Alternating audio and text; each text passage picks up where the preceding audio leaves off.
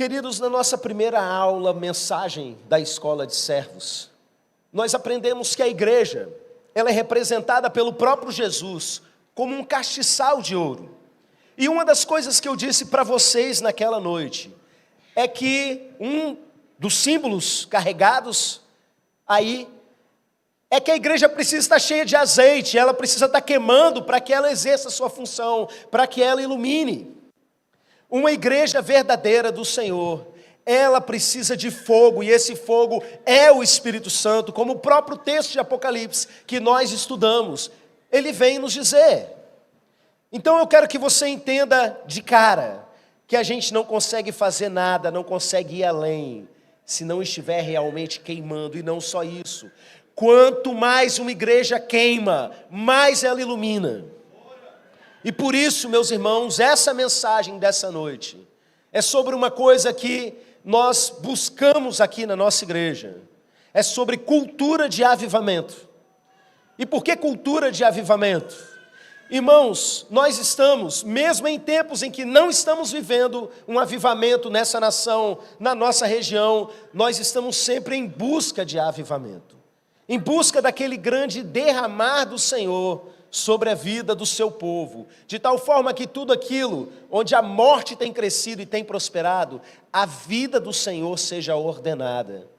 E para isso, meus irmãos, nós fazemos uma coisa frequentemente aqui nessa igreja. Nós estudamos sobre a história dos avivamentos, e nós buscamos sempre aqueles princípios bíblicos a respeito do avivamento, que é a gente se reposicionar com relação àquilo que nós lemos na palavra.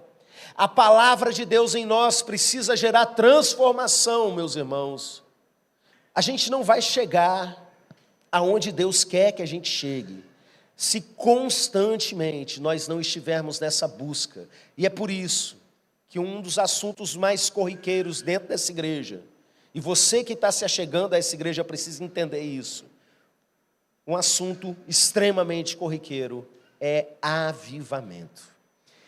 Esse texto, ele vai trazer para a gente algumas bases, alguns princípios, que a gente precisa caminhar com eles enquanto povo de Deus. Isso não diz respeito simplesmente à nossa vida coletiva como igreja. Isso diz respeito a todas as áreas da sua vida.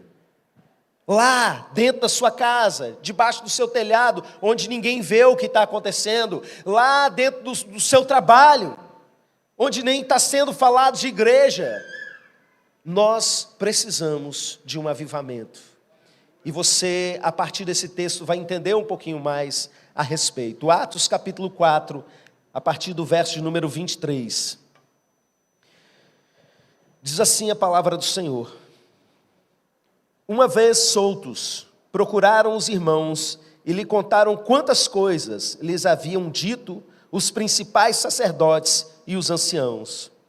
Ouvindo isso, unânimes, levantaram a voz a Deus e disseram: Tu, soberano Senhor, que fizeste o céu, a terra, o mar e tudo que neles há, que disseste por intermédio do Espírito Santo, por boca de Davi, nosso pai, teu servo, porque se enfureceram os gentios e os povos imaginaram coisas vãs. Levantaram-se os reis da terra e as autoridades ajuntaram-se a uma contra o Senhor e contra o seu ungido. Porque verdadeiramente se ajuntaram nessa cidade contra o teu santo servo Jesus, ao qual ungiste, Herodes, Pôncio Pilatos, com gentios e gente de Israel, para fazerem tudo o que a tua mão e o teu propósito determinaram. Agora, Senhor, olha para as suas ameaças e concede aos teus servos que anunciem com toda intrepidez a tua palavra, enquanto estendes a mão para fazer curas, sinais e prodígios, por intermédio do nome do teu santo servo Jesus. Tendo eles orado, tremeu o lugar onde estavam reunidos. Todos ficaram cheios do Espírito Santo e com intrepidez anunciavam a palavra de Deus. Aleluia. Irmãos, o que aconteceu aqui nessa passagem é que os irmãos estavam vivendo ali os primeiros dias daquilo que nós chamamos de era da igreja. No capítulo 2, 2 capítulos antes desse, o Espírito Santo havia sido derramado sobre a igreja e todos foram cheios do Espírito Santo.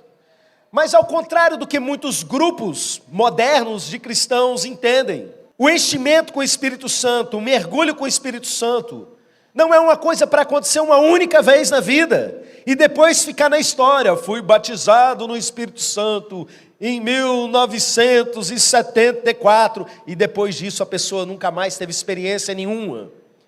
Pelo contrário, 2 capítulos à frente aqui, nesse capítulo 4, eles fazem uma oração ao Senhor e a resposta da parte de Deus é tão poderosa que treme o lugar onde eles estão reunidos.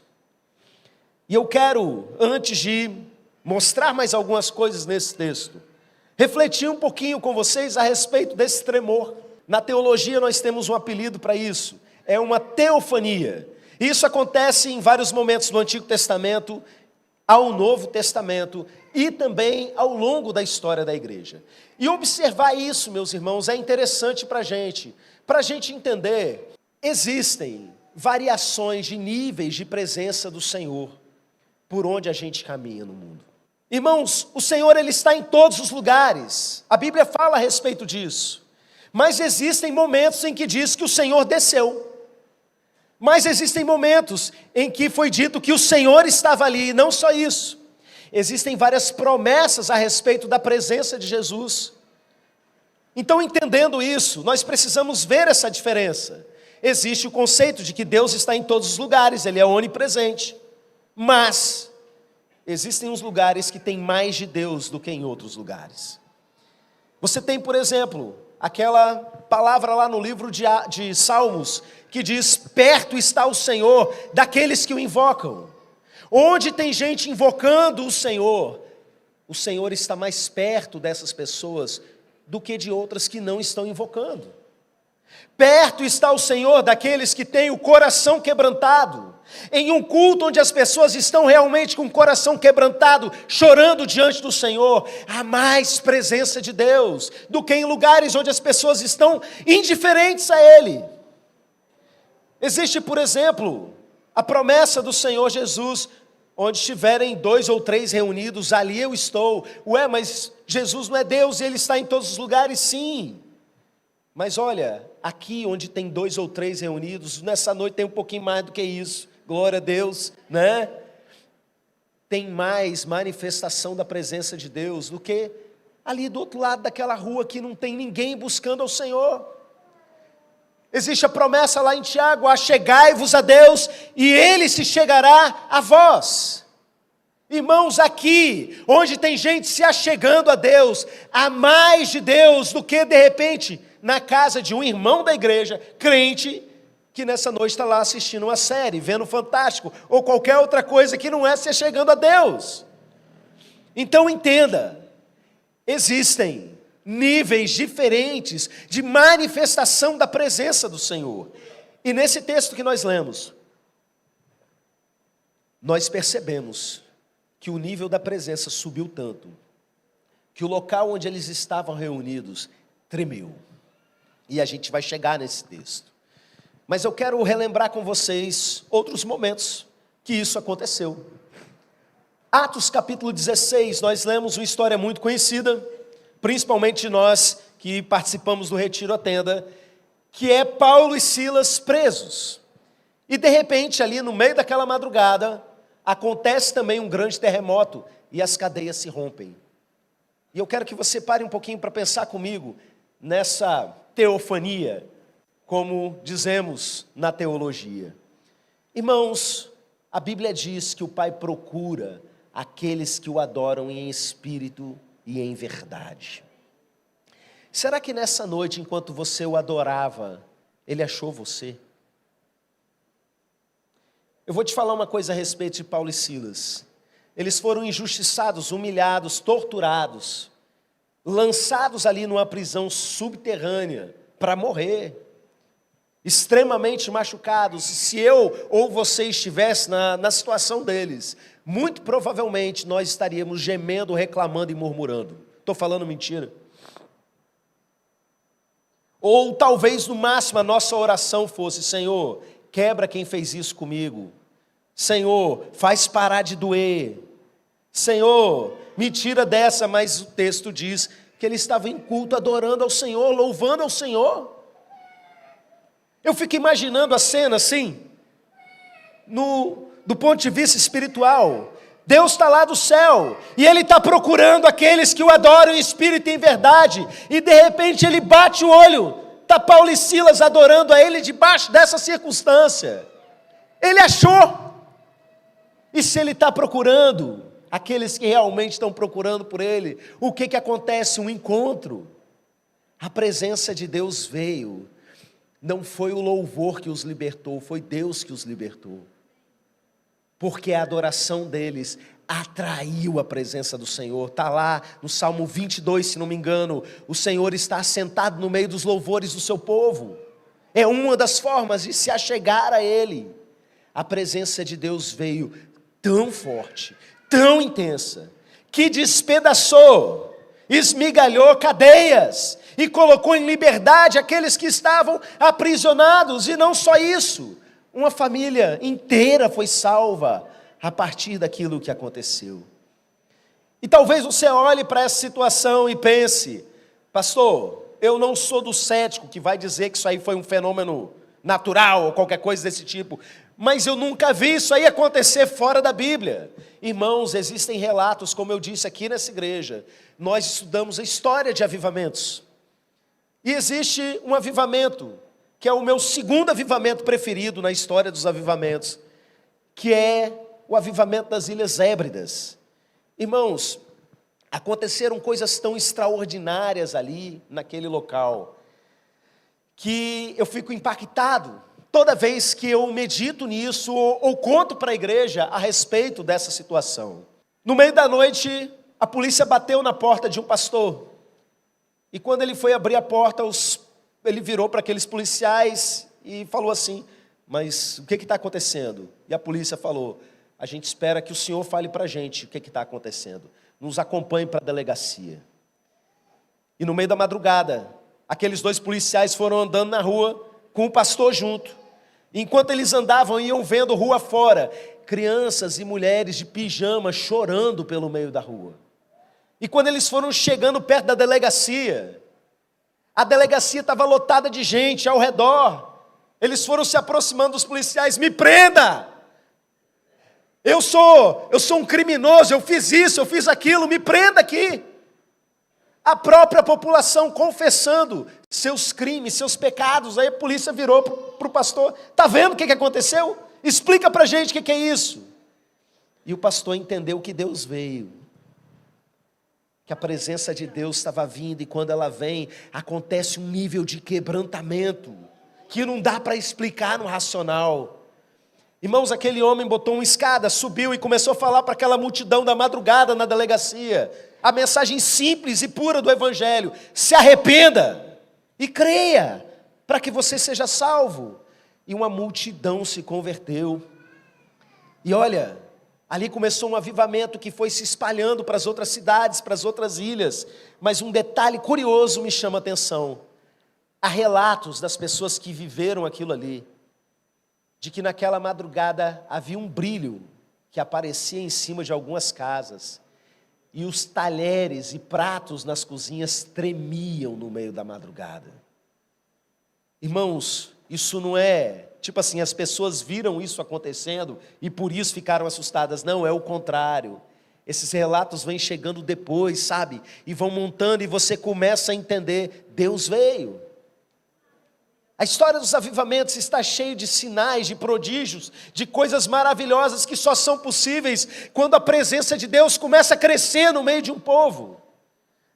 E eu me lembro de uma situação muito doida que a gente viveu aqui na igreja. Nós aqui na nossa igreja em Nova Almeida, a gente já viveu coisas muito fortes em todos esses anos que nós estamos aqui perseverando na busca pelo Senhor. E uma das experiências mais fortes e intensas que nós tivemos, entre as teofanias que nós já vivemos aqui, foi em um certo momento, há poucos anos atrás, quando a gente vinha de um ritmo de busca e quebrantamento muito intenso na igreja. Eu e mais 4 irmãos tínhamos passado pelo retiro A Cabana, 7 dias de quebrantamento, cultura de avivamento, tratamento de caráter. E na sequência daquilo, nós vivemos o retiro da nossa igreja, que é o Imersão Total. Irmãos, esses retiros que a gente participa como igreja, eles acabam colocando em prática todas essas situações que têm promessas sobre a presença de Deus. Perto está o Senhor daqueles que têm o coração quebrantado. A gente fica lá um fim de semana, pelo menos, quebrantando o coração. Perto está o Senhor daqueles que o invocam. É um fim de semana com gente 24 horas por dia, clamando pela presença do Senhor.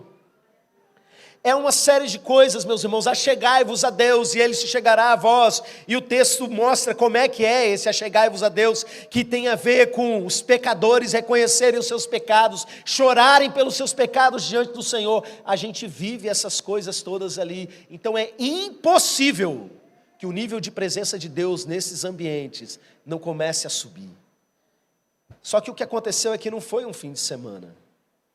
Nós vimos um processo de toda a nossa equipe de trabalho, buscando a presença do Senhor. Ao ponto, meus irmãos, que quando a gente chegou desse retiro, a glória que a gente estava vivendo lá, veio com a gente. E eu me lembro que naquele domingo foi uma noite de muito quebrantamento. O Senhor nos trouxe uma palavra muito dura, a respeito de juízo de Deus. E o que aconteceu é que, quando a gente acabou e veio aquele monte de gente na frente, aquela choradeira e gente entregando a vida para Jesus, alguns irmãos chegaram para mim e falaram assim: pastor, o senhor viu que o chão estava tremendo? Aí eu, na hora do louvor, que estava a bateria tocando, todo mundo pulando, teve uma hora que eu deitei no chão assim, eu vi, não, na hora da pregação da palavra. Irmãos, a minha pregação não é espalhafatosa, é desse jeitinho aqui, eu me movo no meu chamado diante de Deus como mestre, e é desse jeito. Mas alguns irmãos perceberam que o chão estava tremendo. Um irmão foi lá fora ver se tinha algum carro pesado passando, algum caminhão, alguma coisa que justificasse. Aí no final do culto ela veio falar: que coisa curiosa, não percebi não dei muita importância. Aí veio outra irmã: pastor, o chão tremeu durante a mensagem, você percebeu? Aí eu, não. Eu cheguei aí lá fora olhar para ver se tinha algum relâmpago, alguma coisa, céu limpinho, não tinha nada. Uma outra irmã chegou para mim e falou: pastor, o chão estava tremendo durante a mensagem, que eu coloquei a mão na cadeira que estava do lado para ter certeza de que não era eu que estava doida. E eu botava a mão, a cadeira estava tremendo. Aí eu pergunto para vocês, qual a chance disso ser um fenômeno puramente natural? Uma pessoa cética consegue ainda forçar a barra e dizer que não tinha relação, mas eu digo para vocês, assim como outras situações em que a presença de Deus vinha se manifestando, as coisas que acompanharam isso foram tremendas, meus irmãos.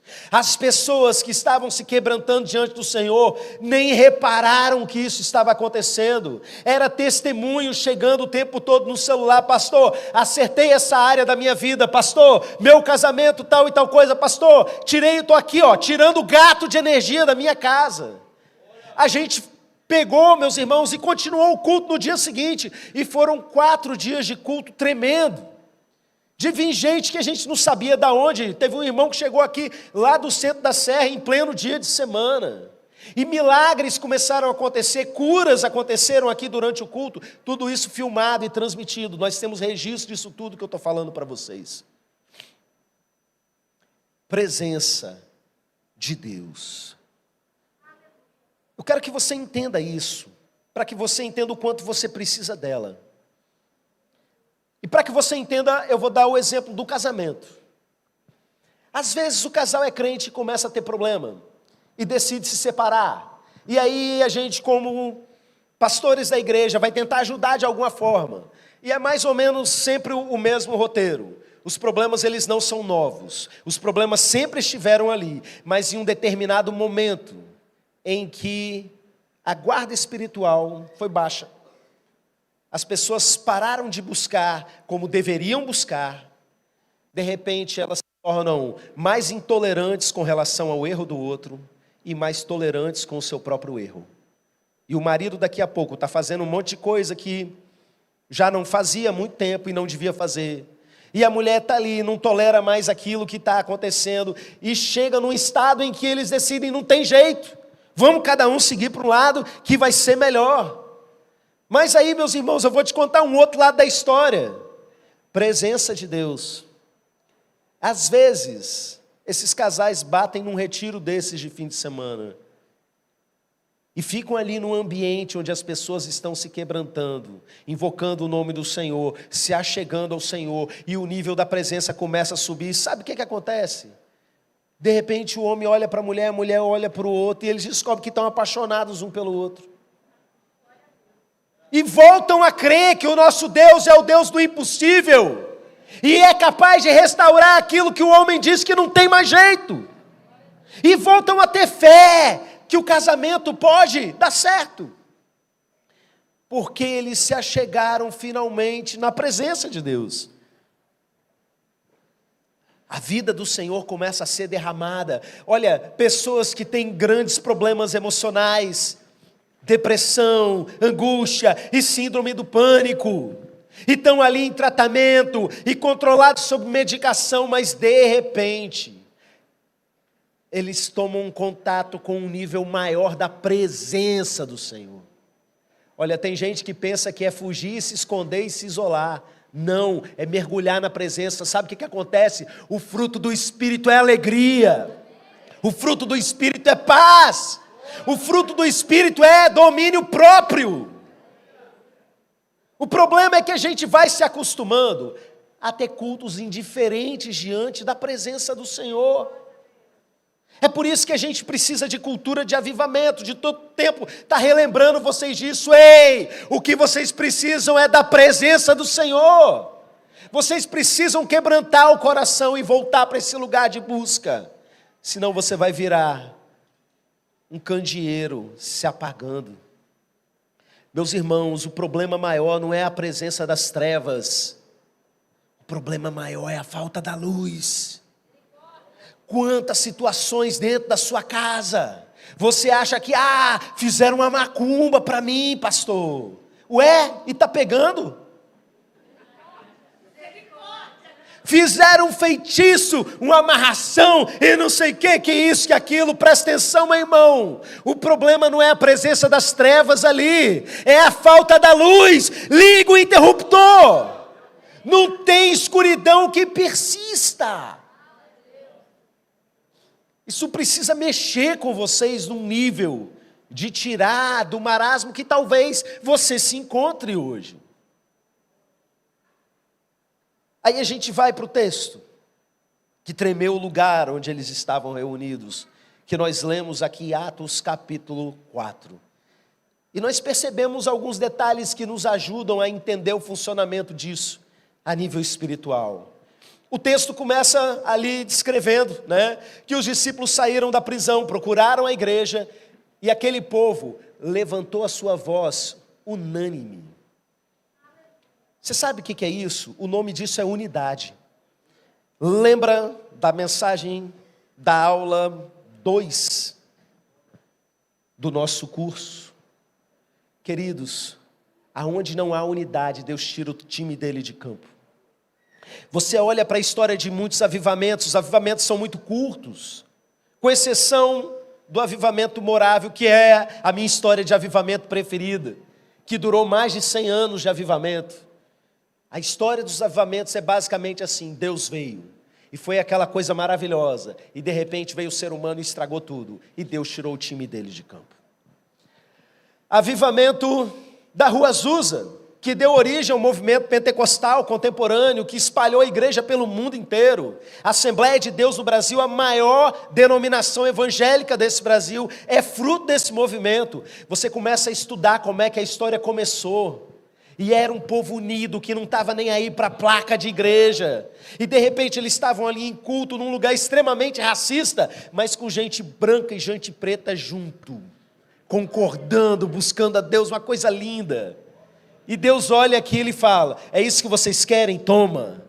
E vem a presença do Senhor, coisas maravilhosas acontecem. Aí de repente começa uma treta interna. Uma irmã fica com ciúme da outra, porque o pastor queria casar e não foi com ela. E a coisa vai piorando, vira e fala assim, olha, eu acho que gente branca fala melhor para gente branca, e gente preta fala melhor para gente preta. Vamos fazer assim, vai um grupo para cá, outro para cá. Aí Deus olhou e tirou o time dele de campo. E é importante você entender isso, porque que você, de repente, é justamente a pessoa que está impedindo o avivamento de acontecer. Porque a gente está falando de corpo. Nós somos o candeeiro de ouro. Não é uma pessoa isolada, sabe? Eu posso buscar muito como pastor. Cada um pode buscar bastante, mas diz respeito a algo coletivo. E tem irmão que é tão treteiro, tão coração fechado, tão duro, tão amargurado de ficar guardando coisinha e picuinha, que no fim das contas, sabe o que acontece? Ele é um impedimento para que o avivamento venha. Meus irmãos, isso é muito grave, porque nós queremos um avivamento para que milhares e milhares de pessoas se convertam. Então presta atenção, não seja você o inimigo da unidade da igreja. A gente começa a orar para que haja unidade. E às vezes Deus precisa tirar uma pessoa que é o problema, mata a pessoa, como aconteceu nesse texto um pouquinho mais para frente, porque estava estragando o rolê. Basicamente foi isso que aconteceu no livro de Atos, mentindo no meio da igreja. Seja você aquele que vai, de fato, ser uma pessoa de unidade. Eles estavam levantando unânimes a voz. Segunda coisa que eu vejo nessa história, meus irmãos, é o que eles estavam pedindo, e eu quero que você se lembre disso: prioridade certa na oração. O que nós temos buscado diante de Deus? Queridos, não tem problema nenhum a gente orar por cura, como a gente fez agora há pouco, a gente orar pelas nossas necessidades, pelas questões financeiras, mas eu quero que você olhe para o que esse povo pediu para Deus derramar tanto da presença dele, ao ponto de gerar esse rebuliço. Esse povo estava vivendo perseguição religiosa, não era bullying em rede social não, perseguição religiosa.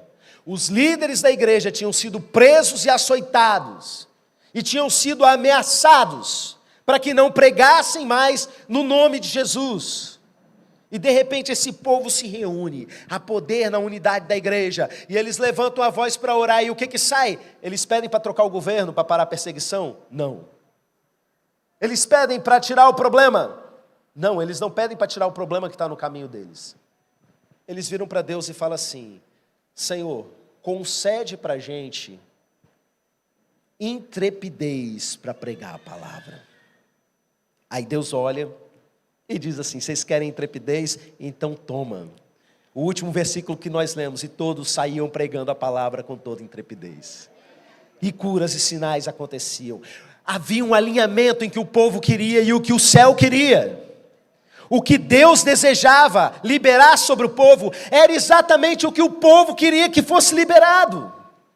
Enquanto igrejas estiverem fazendo campanha de oração para conquistar um carro novo, para trocar de emprego, para casar uma pessoa a outra e começar essa correria como se a nossa vida fosse correr atrás de bênção, você não vai viver essas realidades bíblicas. No momento que você olha e vê que não é sobre você, que tem um tanto de gente espalhado ao nosso redor, caminhando a passos largos para o inferno, e que o evangelho que está aqui dentro, aqui no nosso meio, não consegue alcançar nem os familiares mais próximos, porque os crentes estão com a boca fechada.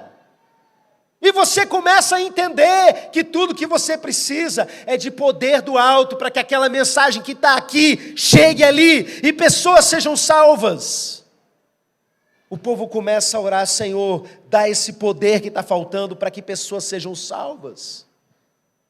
Eles começam a pedir aquilo que Deus está querendo fazer. Há um alinhamento com o céu e Deus derrama todo o poder que eles estão precisando. E eles ainda complementam, esse pedacinho é a cerejinha do bolo. Enquanto faz isso, estende a mão para curar. para fazer prodígios e sinais em nome do Senhor. Irmãos, as histórias de avivamento são cheias de relatos de curas impressionantes. Há relatos que na Rua Azusa, em certo culto, eles encheram uma parede inteira, só de muleta, cadeira de rodas, prótese, um monte de coisa lá, de gente que foi curada, que chegou lá ruim, aleijada, e voltou para casa bem. Porque onde o Senhor se faz presente, a vida dele começa a ser derramada. Existe uma última coisa que eu quero falar para vocês dentro dessa história de Atos 4, que precisa ser parte da nossa rotina como igreja. Existia uma rendição completa. E eu quero explicar para vocês nessa frase que eu já falei para vocês, que eles levantaram a voz unanimemente para orar. Eu vou explicar o que isso tem a ver com essa rendição completa.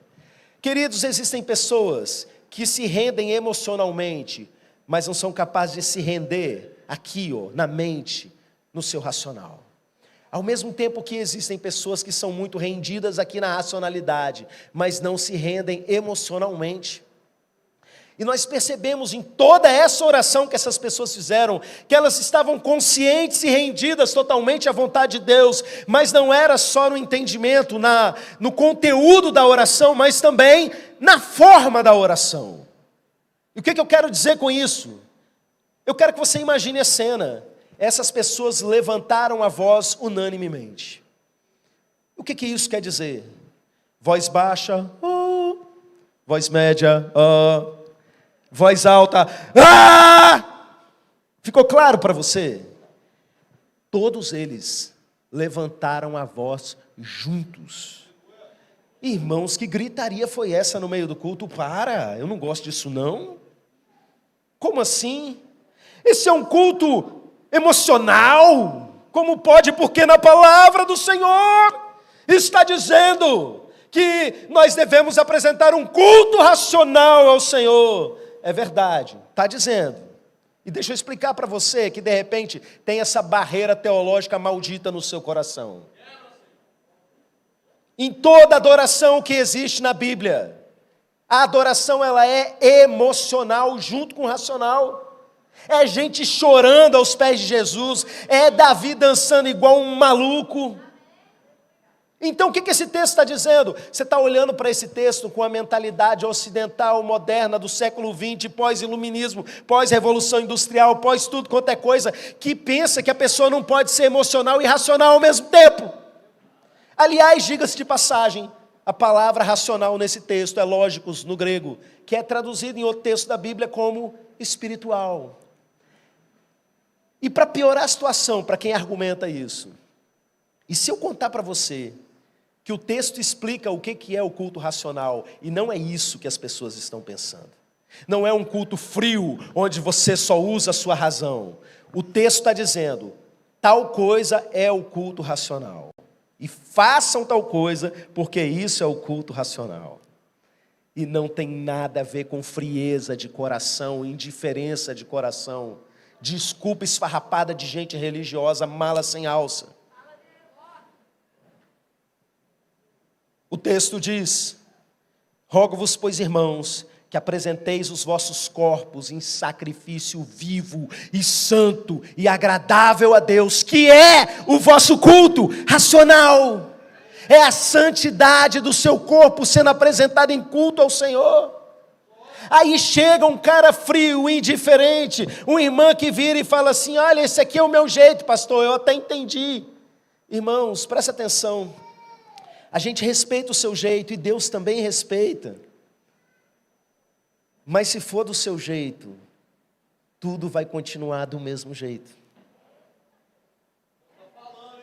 Existem pessoas que vêm conversar comigo, pastor, eu não concordo com essa questão de culto muito emocional, porque a minha criação e tal. Aí eu abro a Bíblia, meus irmãos. Teve uma irmã que eu fiz uma seleção de 50 versículos, que mandava gritar diante de Deus, e Deus não é surdo.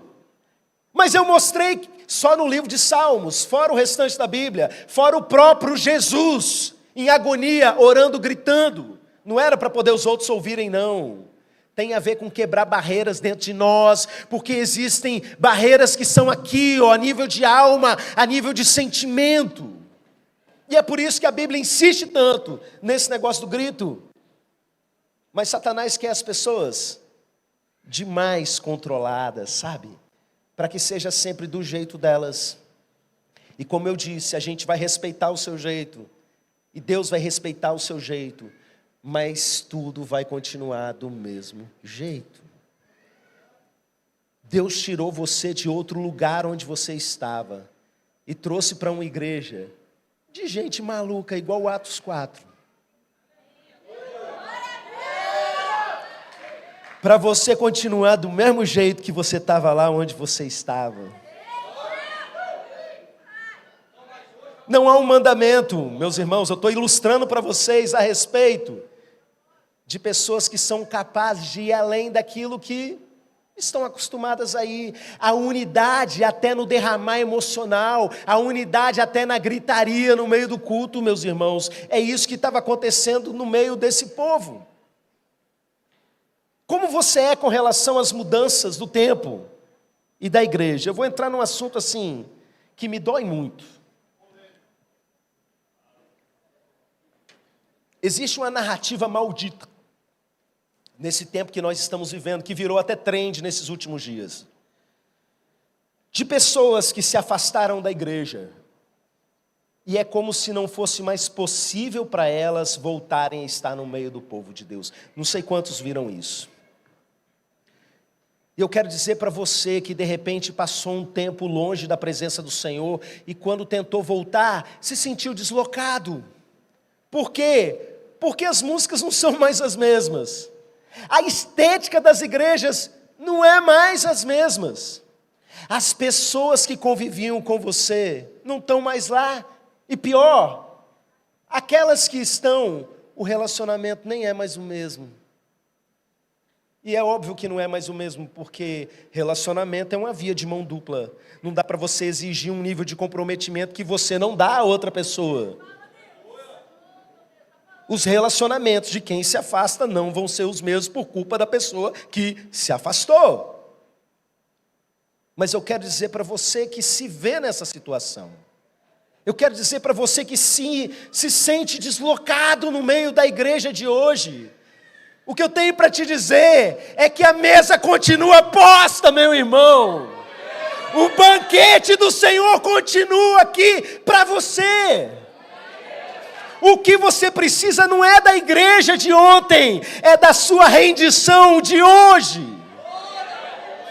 Existe um ensino muito forte e muito repetido aqui no nosso meio, a respeito do rio de Deus, e essa é para você que se sente um peixe fora d'água.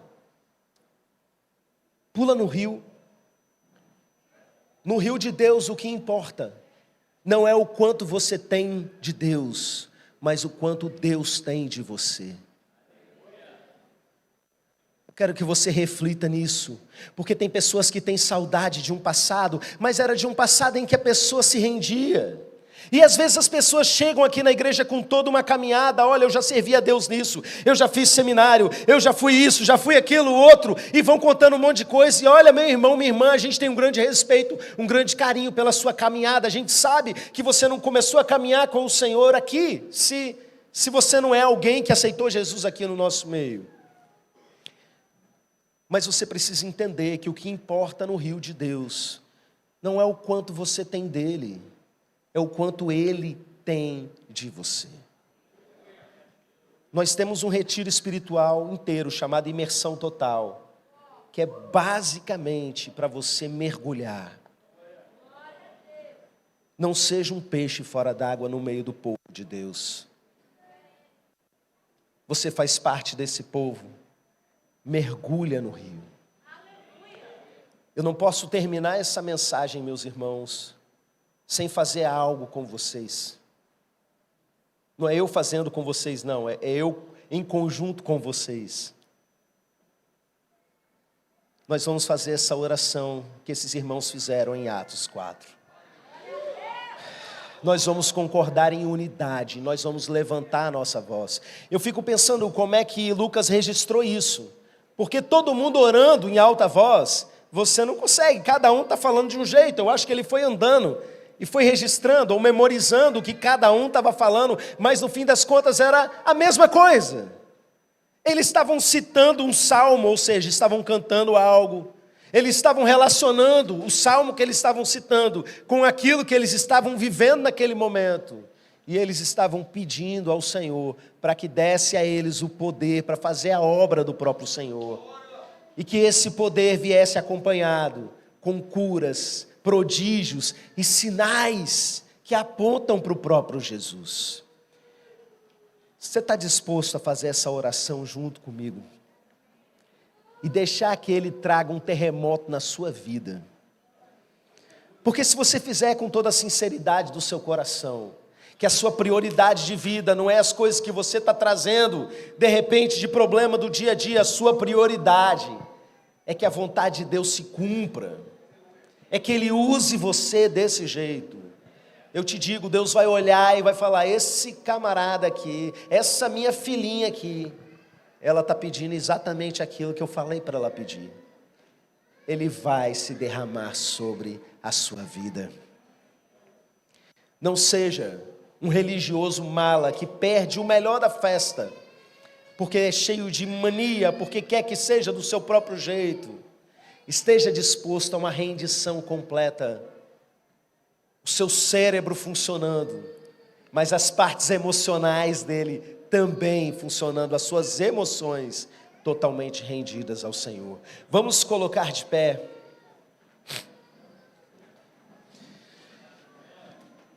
Eu proponho para vocês um gesto físico dessa unidade de propósito.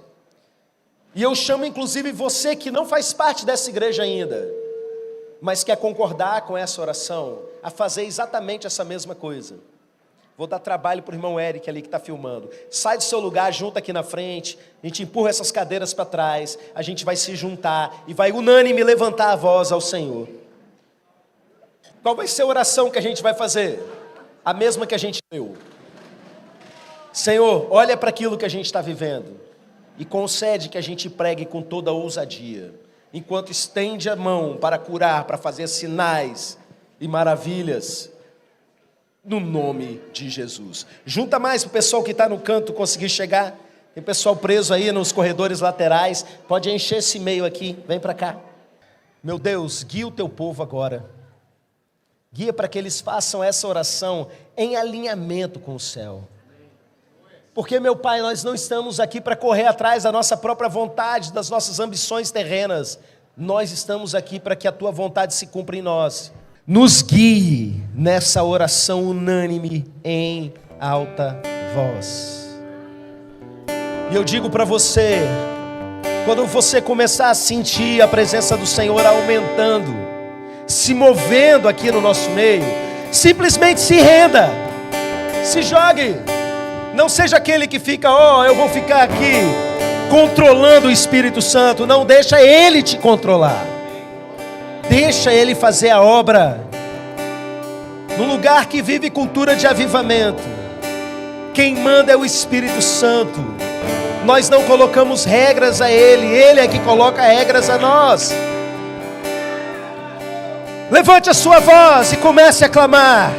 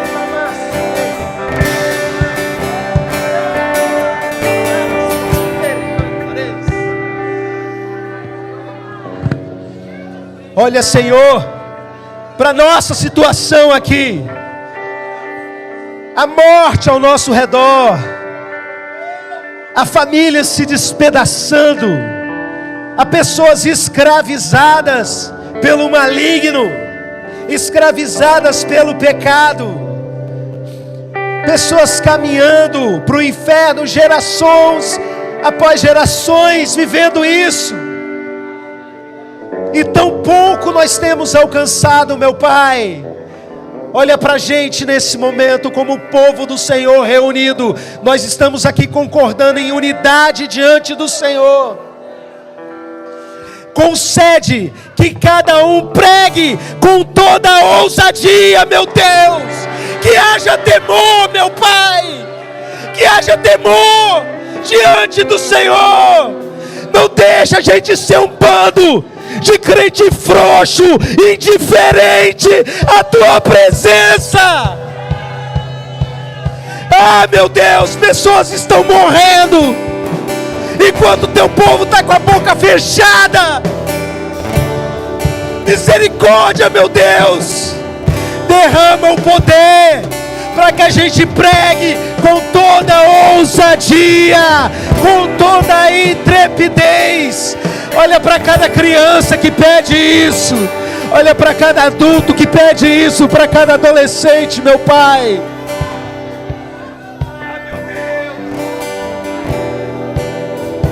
Vem, Espírito Santo, vem, Espírito Santo, estremece a nossa vida, Espírito Santo. Não nos deixa do mesmo jeito. Que a gente saia daqui, meu Pai, como homens e mulheres de Deus, dignos de carregar o nome de Cristo.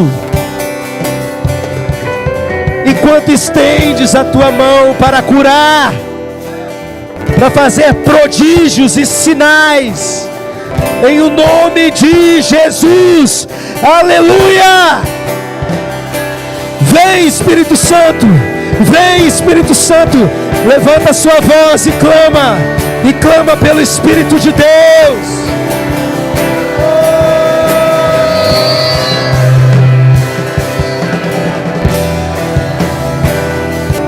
Espírito Santo de Deus, derrama dons aos homens e às mulheres nesse lugar.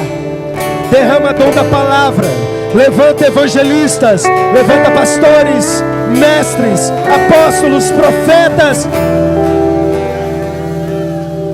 Vai comissionando o teu povo nesse momento, vai capacitando o teu povo, meu Deus, vai enchendo o teu povo de poder para fazer a tua obra, meu Pai.